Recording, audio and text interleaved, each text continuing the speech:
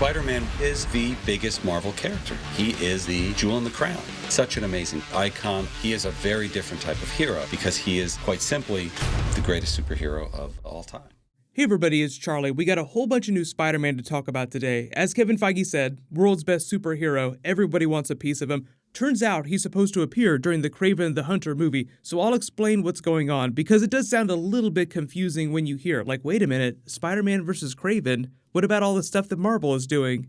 If you're new to the channel, there's a new round of that Spider-Man PS4 game giveaway. All you have to do to enter is be a subscriber and leave a comment on the video. What happened was that during New York Comic Con, there were a whole bunch of interviews, everybody talking about their projects. People were talking to the screenwriter that's working on Sony's Kraven movie that's supposed to be inside their Spider-Verse. Very surprisingly, he was extremely forthcoming about what his movie was going to be. They don't have a director on it right now. They're just working on developing the project. So who knows when that's going to come out, presumably sometime after the Morbius movie, because Morbius is going to start shooting in February next year. But Kraven is just like the latest really huge character that Sony has said they're going to turn into a big film. They have a whole bunch of those other smaller films, but I don't think some of those are going to see the light of day. They just announced a whole bunch of projects. There's a lot of people that think that Sony might try to sell their film studio to somebody else, and in order to do that, they're putting a bunch of Spider-Man movies into development to make it seem like the studio has more value. Like, look at all these amazing Spider-Man movies that are going to make all this money. Don't you want to buy our studio so those billions of dollars could be yours? We'll check back in on that year to year, depending on how all these films end up going.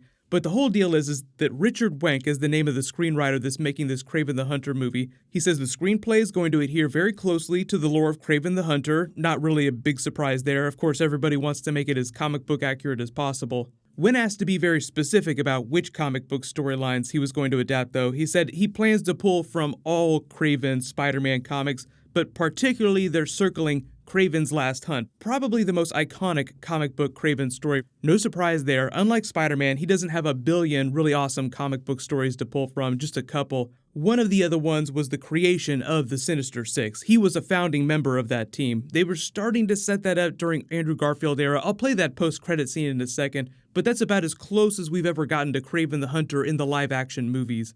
So part of the reason why I think we haven't seen him before is because, especially like in the early 2000s when we were getting Tobey Maguire and some of those characters, they just felt like those toys wouldn't sell quite as well. And a lot of the way those movies were envisioned, especially through Andrew Garfield, were that they were trying to pick the most bankable villains. And if you don't do it right, Kraven just winds up being a weirdo. But now that we've gotten to the point where you have a talking raccoon and a talking tree, weird is the new bankable, so people aren't as afraid to try really weird stuff.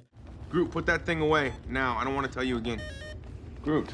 I am Groot. Whoa! Hey. You got some acorns on you, kid. Ever since you got a little sap, you're a total D-hole. Now keep it up, and I'm gonna smash that thing to pieces.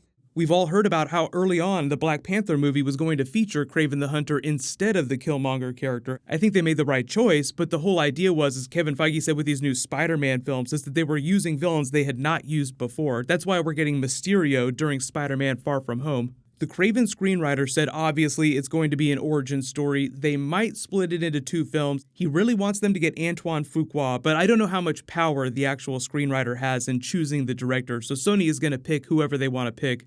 But the reason why people are reporting that Spider-Man is going to appear during the film is because he says the movie is going to bring Kraven face to face with Spider-Man. So as you can imagine, a couple people just had whip crack reactions like, wait, what? What are you saying? Spider-Man? He wasn't even in the Venom movie. How are you going to get him in that Kraven the Hunter movie? There are only a couple ways something like that could legit end up happening, because Sony definitely does want to get Tom Holland in their Spider-Verse to make it even more legit. Regardless of how you feel about the Venom movie, a lot of people are saying that Tom Holland has accidentally let slip that they are working on a third Spider-Man film at Marvel Studios with Sony, which means that they would have to extend their sharing arrangement even longer, say like another 2 years after next summer. So that's through 2021. And Kevin Feige really doesn't want to have anything to do with that Sony Spider-Verse. Remember, famous interview with Amy Pascal where he just kind of sits there triggered, quietly trying not to say anything when she's like, yeah, Venom is totally connected to the MCU. Well, those movies will all take place in the world that we are now creating for Peter Parker. I mean, there'll be adjuncts to it. They may be different locations, but it will still all be in the same world, and they will be connected to each other as well. Such an instant classic. He said he totally appreciated being turned into a meme during interviews after that. Like, oh yeah, that was fun, but he's not a big social media person, so you won't catch him tweeting that often.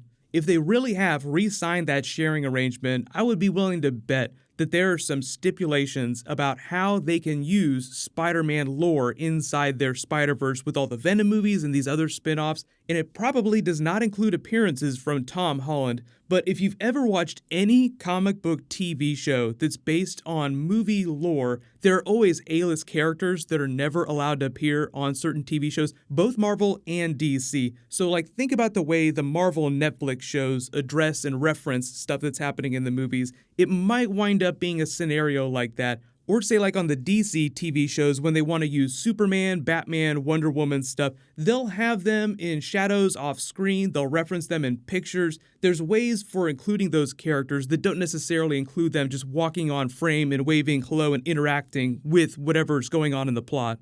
I also kind of think the writer of this movie is doing his version of Kraven's Last Hunt, and he'll put Spider-Man in it. Then by the time they get to later drafts, Sony will note him to death, saying that no, sorry, up the food chain, they say no Spider-Man, you gotta take him out of the script. So right now as we speak, there might be a version of this movie with Spider-Man in it, but I definitely don't think that's the version we're going to be watching when it eventually makes it to the big screen. If you've never read Kraven's Last Hunt, it was actually a story, they've collected it since then, but it took place across a bunch of Spider-Man titles, and it was basically an older version of Kraven that had just become so disillusioned with his inability to catch Spider-Man that he really went for it, wanted to prove that he could be better than Spider-Man, so he catches him, knocks him out for a couple days, buries him in the ground so that people think that he's dead, assumes his identity wearing a replica Spider-Man costume, goes after a villain called Vermin that's been terrorizing the city that Spider-Man by himself was never able to take down. Kraven kicks his ass, so he feels like he's achieved victory, but he's crazy brutal, so it's like if the Punisher became Spider-Man. Like, that's not really what Spider-Man is supposed to be like. He's not really capturing the essence of that character.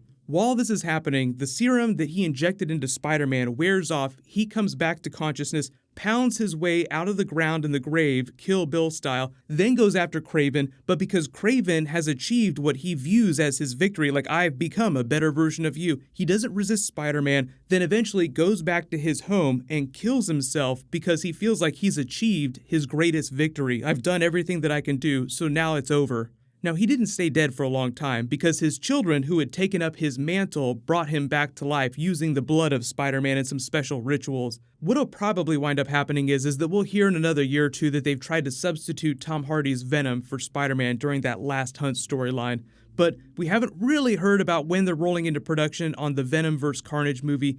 Post all your reactions in the comments below, though. I do love how popular Spider-Man is right now. Remember, we have Spider-Man Into the Spider-Verse coming in December. There'll be more footage for that soon. If you do have special Spider-Man video requests you want me to do, just let me know in the comments below. I'm going to leave the Spider-Man giveaway open for the next couple of videos, so I'll just remind people when I post new Marvel. But there's some new Flash footage that I'll probably do later tonight. Click here to watch Chris Evans talk all about Avengers 4, and click here for that Spider-Man Far From Home red-black new costume video. Thank you so much for watching. Everybody stay awesome. I'll see you guys tonight.